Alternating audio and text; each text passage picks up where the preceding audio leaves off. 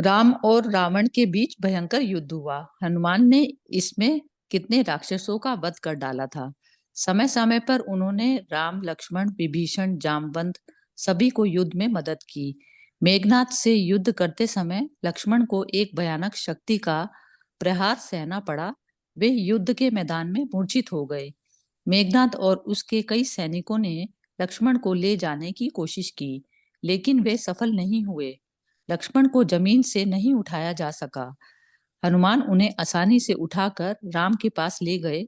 लक्ष्मण को मूर्छित की अवस्था में देखकर राम विलाप करने लगे। जामवंत ने कहा कि लंका में रहने वाले सुषेण नाम का एक वैद्य है। अगर वह इस समय यहाँ आ जाए तो लक्ष्मण स्वस्थ हो सकते हैं। हनुमान लंका के लिए रवाना हुए। उनको लगा कि कोई दुश्मन पक्ष का वैद्य शायद रात को मेरे साथ ना भी आए, तो चलो बस उसके घर के साथ ही उन्हें ले चलें। उन्होंने बस यही किया। सुषेण ने राम की सेना में पहुंचकर लक्ष्मण की जांच की और कहा कि अगर आज रात तक द्रोणाचल से औषधि आ जाए तो लक्ष्मण जीवित रह सकते हैं। चले हनुमान जी संजीवनी बूटी लेने। हनुमान भगवान राम का नाम स्मरण करते हुए हनुमान जी संजीवनी बूटी के लिए द्रोणाचल के लिए रवाना हो गए।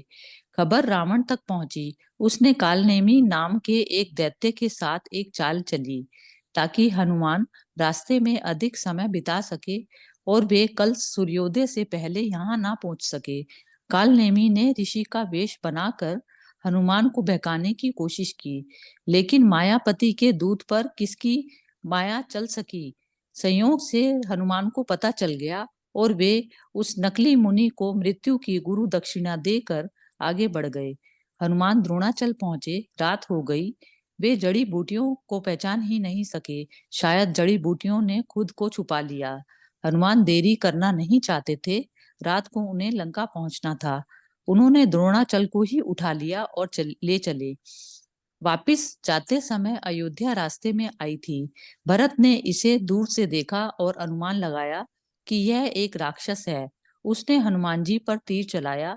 जैसे ही बाण चलाया गया, राम राम कहकर हनुमान बेहोश होकर गिर पड़े। उनके मुख से राम राम सुनकर भरत उनके पास दौड़े और उन्हें जगाने की बहुत कोशिश की।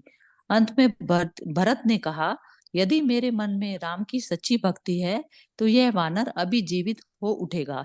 हनुमान उठकर बैठ गए। हनुमान ने सारी कथा सुनाई। भरत ने पश्चाताप किया और खुद की कड़ी निंदा की और हनुमान को तीर पर बैठने के लिए कहा कि अब आप इस पर बैठ जाएं, आप शीघ्र ही लंका पहुंच जाएंगे।